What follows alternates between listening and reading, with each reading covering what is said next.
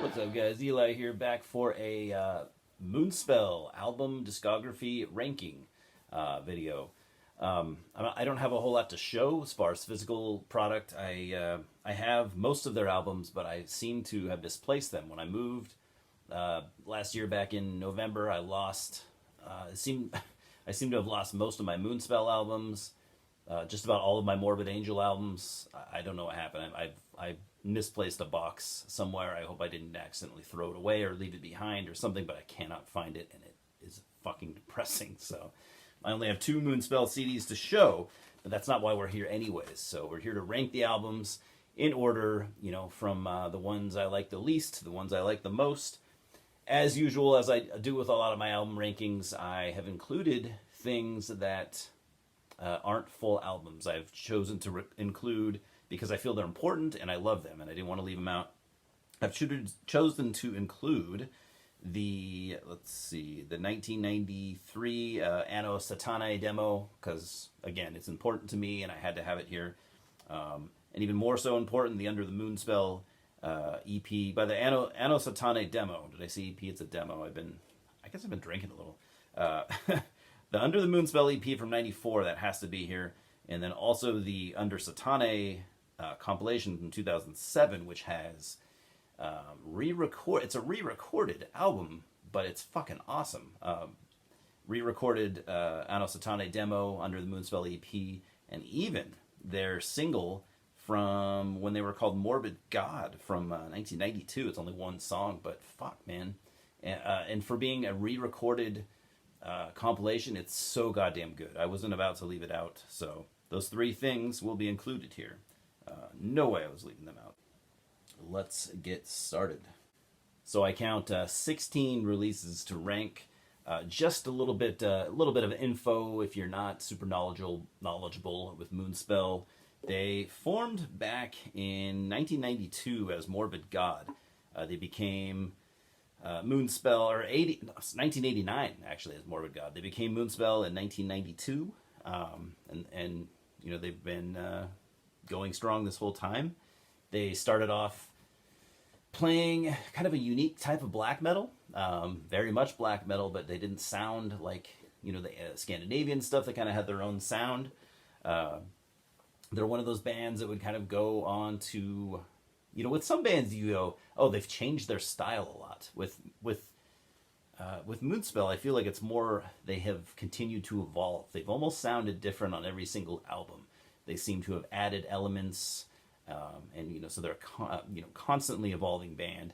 And you know, for some people that's a bad thing. For some people it's a good thing. For me, it just depends. Sometimes it's bad. Sometimes it's good.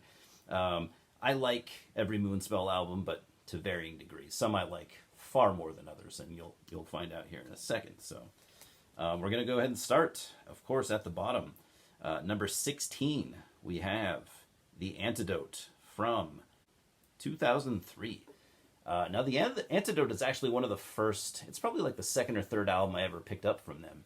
So you would think it would have kind of a, you know, I would have kind of a soft spot for it. And it's not a bad album by any means. It's heavy.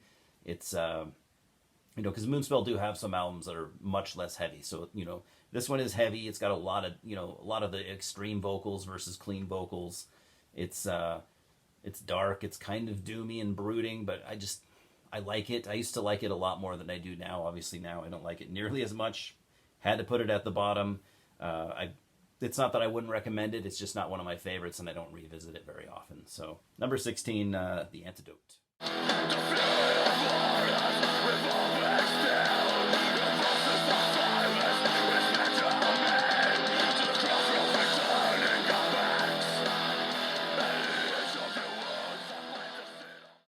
Number 15 from 2001, we have Darkness and Hope. Now, this one just barely beat out the Antidote. I like it about as much, but I decided that maybe I like it just a tad more. This album was kind of, if I remember correctly, kind of a big seller for them. It is very heavy on the, kind of gothic metal, undertones. There are some black metal elements still lingering, but not very many. It's mostly, I don't know, it's largely a clean vocal Moonspell album, but there are some extreme vocals here. It's pretty good. Again, it's one of those I just don't return to often. It's maybe just a little bit too gothic metal for me to want to listen to regularly. It's just, I do like it. I do return to it, but it's when I want to hear Moonspell, it is one of the last things I ever reach for. So, cool album. Some people probably like it more than me. It's just not nearly one of my favorites.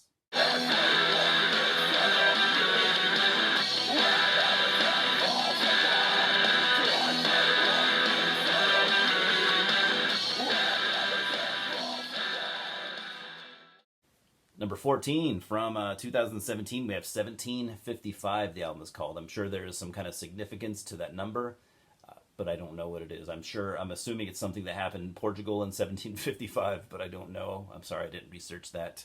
But this isn't a history lesson. This is not a deep dive. This is just an album discography ranking. Now, this is a weird one, man, because this is their second most recent album, and it really doesn't sound like anything they did before. Doesn't really sound like anything they did after it. It is just like kind of a symphonic extreme metal album. A lot of people are like, oh, it's a return to form, and I can see why you would say that, but to me, it's not a return to form. Yes, it is 95%, extreme vocals instead of, the clean vocals. There's actually not much for clean vocals on this. And it, they did use a lot of keyboards early on in their career, like a kind of a symphonic black metal type element, or, whatever you want to call it. So yes, it does have those elements here, but I do not consider it a return to form. I never did own this one, and I'll admit when it came out, I listened to it once, and I really didn't like it. So I've only listened to it twice. I listened to it again, in preparation for this video. I do like it a lot more than I did the first time. I think it's a pretty cool album, actually. I don't know what my problem was, but I'll probably pick up a copy soon. But so yeah, it's a symphonic extreme metal album. It very much does sound like Moonspell, but at the same time, like I said, it just doesn't sound like anything they did other than this album. It stands almost completely alone in their discography, and I find it strange, but it's cool for what it is.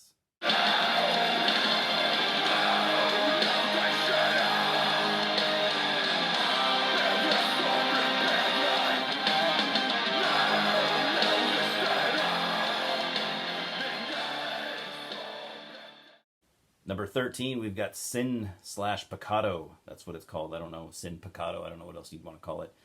It's their third album from 1998. Another one that I don't reach for often. I never did own a copy. It is, for being their third album, their first three albums, really, they all sound so different from each other. This one is maybe their most mellow album. This is a very atmospheric, kind of subdued, laid-back Moonspell. Mostly clean vocals, and I guess that's all I have to say about that. I've probably only heard it 2 or 3 times over the years. I do like it. I think maybe I might like it more over time, but it's just, for now, it's sitting pretty low. Again, I do like it, just not nearly as much as some of their other stuff.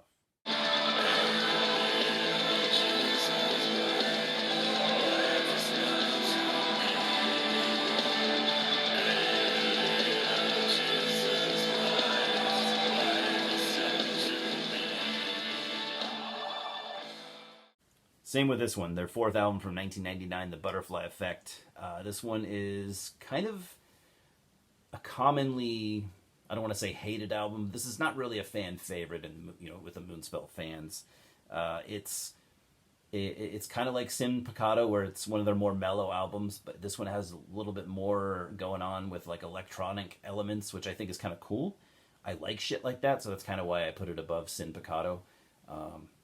But again, not something that I usually reach for, and I never did own a physical copy.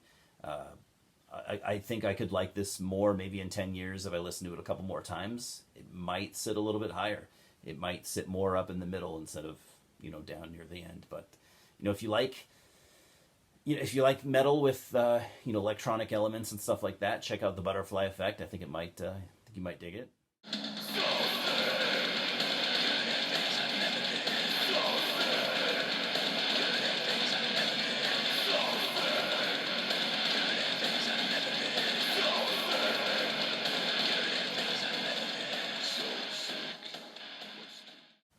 Number 11, we have from 2006 the album Memorial. This is a cool album. I like this one quite a bit. It is kind of a return. I don't want to say a return to form because in Moonspell I've never been a band to return to form. But this is a return to being heavy. It's much heavier than what they did for the last few albums. Mostly extreme vocals, which that's a thing that Moonspell have never shied away from. Like a lot of bands, once they start going down the path of using more clean vocals, they usually don't go back to using extreme vocals, and Moonspell have never been afraid to do that. As to where the two albums before this were mostly clean vocals, this is mostly extreme metal vocals, and I think that's really cool. One of the many reasons I respect Moonspell. So it is the next, the next couple albums they have would kind of go in this direction. This is a fairly strong album for that era of Moonspell, but it's not obviously it's not the strongest. There's one more album that I would compare to this that I think is just slightly better, but Memorial, it's a pretty cool album.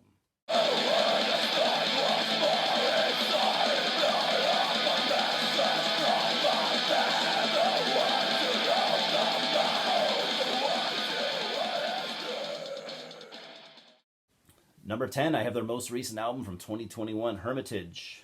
Now, I think this album, in maybe the next 10 years or so, will rank much higher. I've only heard it twice, and I will say, I only listened to it once back in 2021, and I just kind of this is decent. It's not doing a whole lot for me. Forced myself to listen to it again a week ago or so, in preparation for this video, and I thought it was fantastic. It's similar to, I guess you could say it's along the lines to, the Alpha Noir album, the Extinct album, and maybe even Night Eternal. It's along the lines of those albums. I might not like it as much as some of those, but for 2 listens in, and considering I liked it substantially more on the second listen, this is a very strong album. Moonspell, for being this far into their career, they're still making amazing music. I would recommend this album to just about anyone into heavy metal. It's just fantastic. It's heavy, it's atmospheric, it's everything that Moonspell does kind of all rolled up into one. It's kind of a return to using a little bit more, maybe it's like a 50-50 with like the clean vocals and extreme vocals. I'm not really sure. Very gothic, obviously, that's just their thing. Very nice kind of subtle keyboard usage for atmosphere. It's not symphonic or anything like that, but the keyboards are there for atmosphere and a lot of the songs just to elevate, in my opinion. Really fucking good album. I wish I could rate it higher, and I think years from now I probably will. So Hermitage from 2021.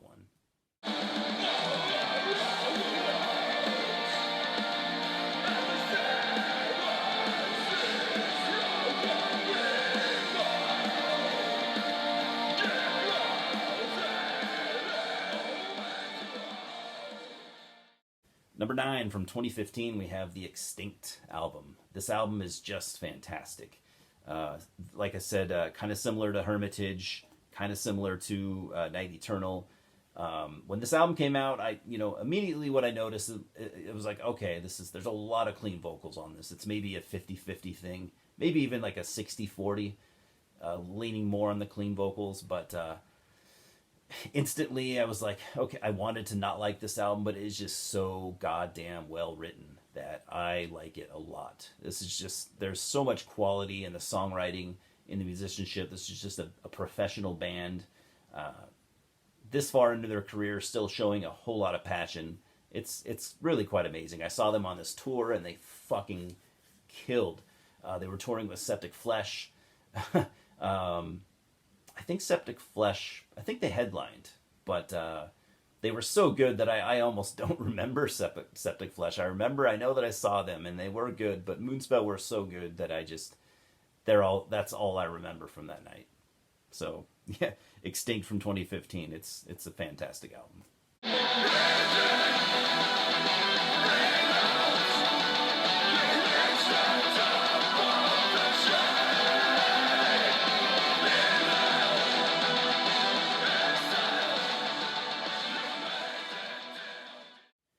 Number 8, I'm almost surprised that I'm putting this so low because I have always just loved this album. We're going for 2008's Night Eternal. I love this album. For me, this was kind of a return to form to like the earlier days. It's more black metal sounding than they had sounded for a while, actually. This is their most black metal album that since probably 96, maybe even 95. So I remember reading interviews. I think it might have been an interview with the singer Fernando Rivera. I'm pretty sure he said that some of the members of Moonspell actually wanted this to sound more black metal. They wanted to go more back in the black metal direction, but too many of the other members of the band vetoed it. So they had to, of course, when you're in a band and you got to compromise. And this album turned out the way that it did. Had it been a little bit more black metal sounding, I would have liked it a lot. I would have liked it a lot more, but even still, I like it a ton. I revisit this album every so often, every couple years. Every time I revisit it, I'm excited to listen to it, and I love it. Just check out the title track, or not the title track, but the first track from the album, At Tragic Heights. Killer. I mean, I cannot think of a better way to start an album. And then also maybe the track Scorpion Flower. You got Annika van Giersbergen from The Gathering doing guest vocals, and everything she touches is amazing. So there's no surprise there that it's a great song. So yeah, Night Eternal, excellent. If you haven't heard that one, if you've heard Moonspell but you haven't heard Night Eternal, do it now.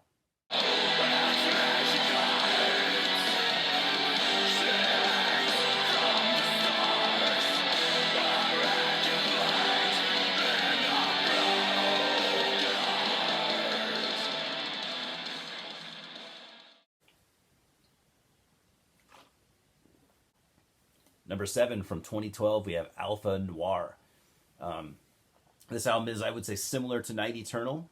This might even have more of the extreme metal vocals. More, it might be a touch more, dare I say, black metal sounding, but I couldn't say it for sure because to me these two albums are comparable, though they do stand apart completely on their own. If you get the version with 2 discs, the other disc is called Omega White. And I can't remember. It's basically a bonus disc with Alpha Noir being the darker, heavier songs and Omega White being the lighter, softer songs. Even when I had this album, I don't think I had that double disc version. But again, this album is quite similar to Night Eternal, although every Moonspell album stands on its own. None of them are carbon copies of any of the others. But I do kind of lump these together a little bit. I guess, man, I have such a soft spot for Night Eternal. I always want to put it up at like number 4, but I just can't. Upon re-listening to everything, I think I just enjoyed. I think I just enjoyed Alpha Noir just a little bit more than Night Eternal this time, so I had to put it there at number 7.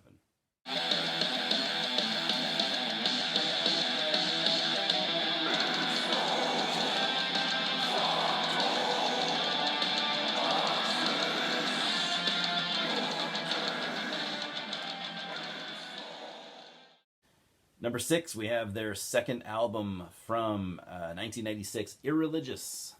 This was one of those old Century Media albums.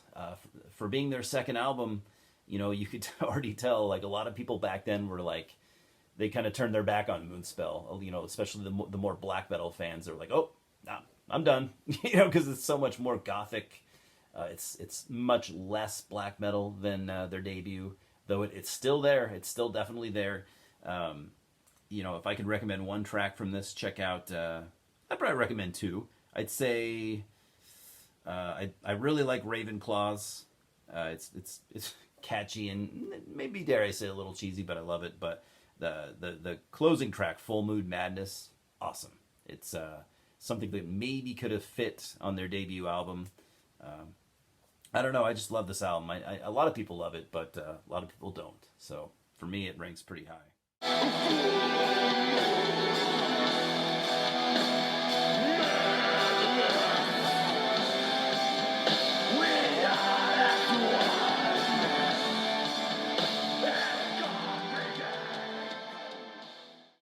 And I'm kind of cheating again. I forgot to mention this at the beginning of the video. I'm also including, because there was only one album from this band, and everyone in this band was from Moonspell. In fact, most of them are still in Moonspell to this day.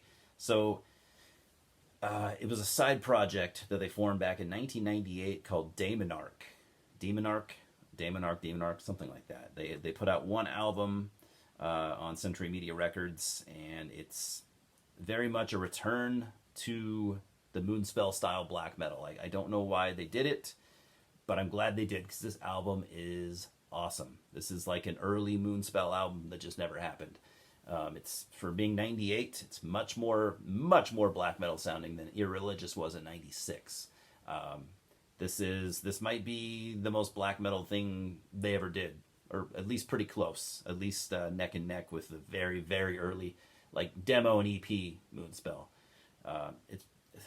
It's a fantastic black metal album. It's, if I'm going to call it black metal, it's very melodic. It's, I guess you could say, melodic black metal. It's Moonspell black metal, if you will, and it's fucking awesome. Definitely check it out.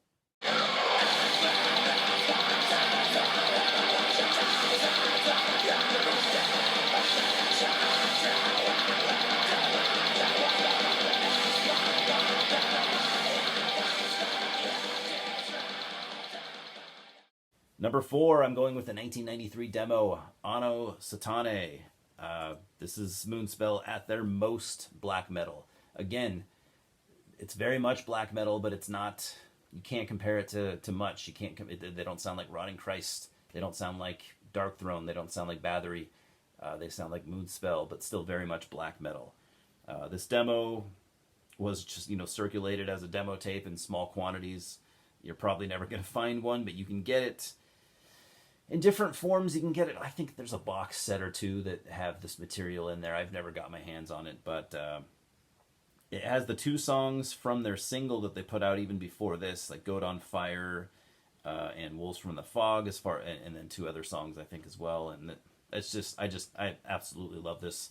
Would I have loved Moonspell to go down this more pure black metal path for a little bit longer? Yeah, I would have loved it, but they didn't, and I love them regardless. So if you're not a huge Moonspell fan, but you're just more of a black metal guy or girl, check out Anno Satanae. It's just a good black metal demo.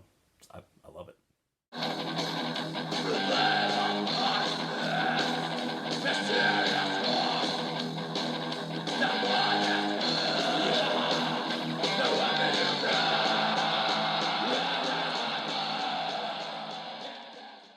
Number 3, I'm going with the Anno Satanae compilation from 2007. Metal Archives calls it an album. I don't. I call it a compilation because what it has on it, they're all re-recorded tracks. And we all know when bands re-record tracks, they usually don't do it justice. But they do here. It's like they still have the spirit, man, because this compilation is killer, considering it's all re-recorded shit. But it's the Anno Satanae demo. It's the Under the Moonspell EP. I said it earlier, and it's got the single, the one Morbid God track. And like I said, all re-recorded, but awesome. I listen to this thing all the time. It's probably one of my favorite black metal releases ever. I just absolutely love it. I could easily put this at my number 1, but today it's going to be number 3.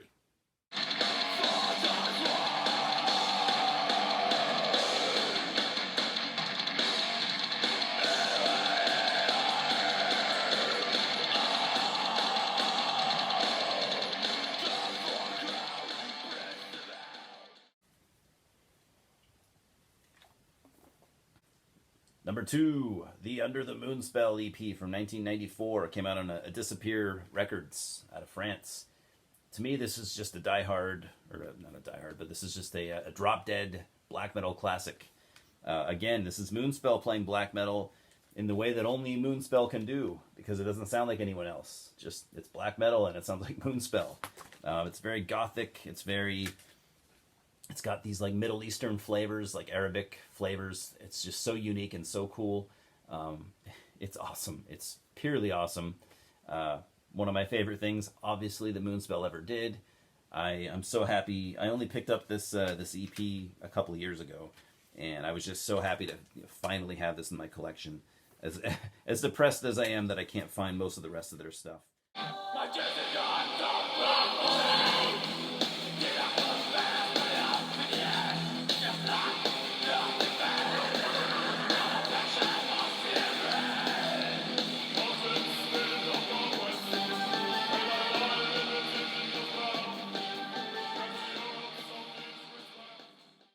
And including the debut album that I had autographed by Fernando Ribeiro. I can't find it, which obviously, if you've been paying close attention, that's my number one. Wolfheart from 1995, their debut full-length album. What can I say? I absolutely love this album. It's Moonspell, still, I don't want to say at their most black metal, but still very much a black metal band, but with symphonic elements, maybe some melodic death metal elements, some folk elements. This album, just from front to back, is just perfect. I give this, it's a 10 out of 10 for me. Check out, it's got bookending tracks that are just to die for. The first track, Wolf Shade, A Werewolf Masquerade, perfect. One of my favorite songs of all time would be the song that closes the album, and it's the one song that they're most known for, Alma Mater. Oh my God. To this day, I listen to that song all the time.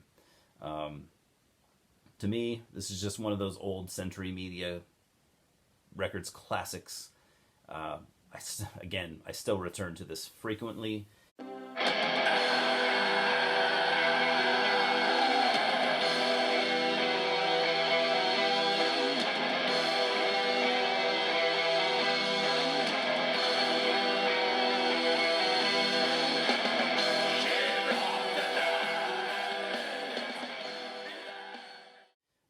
If you haven't heard it and you're into black metal, check it out.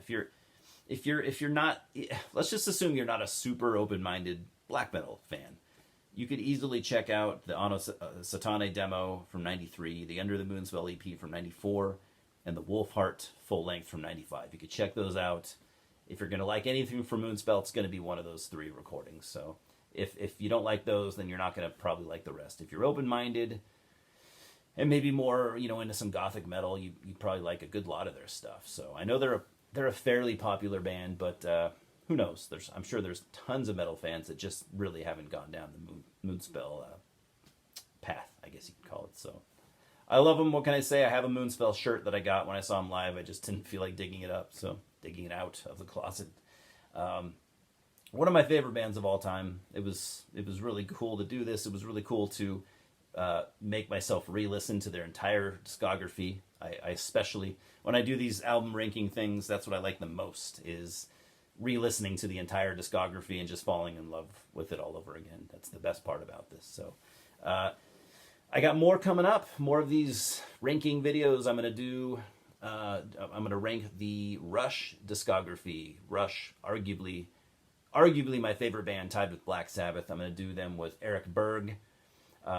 He's a longtime viewer of mine. Eric, I can't remember I know you said you were going to start a channel. I don't know if he has done it yet, but I hope you do. It's going to be really cool. I can't wait to hang out with you, talk about some Rush. Eric's a Canadian, so I really wanted to do this. I wanted to do the Rush ranking with a Canadian for some reason, but I only know like 3 Canadians, so I had to have one of them do it. And I'm also going to be ranking the Ghost discography. I'm a big fan of Ghost from Sweden, so look forward to those too if you like these discography ranking things. I know I like them. I like watching them. I like doing them. So anyways, guys, hope you got something out of this. Talk to me if you like Moonspell. Talk to me if you don't like Moonspell. Just talk to me because I love you guys. Anyways, thanks for stopping by. Louis says hello. He's kind of right there eyeballing me. And fucking cheers.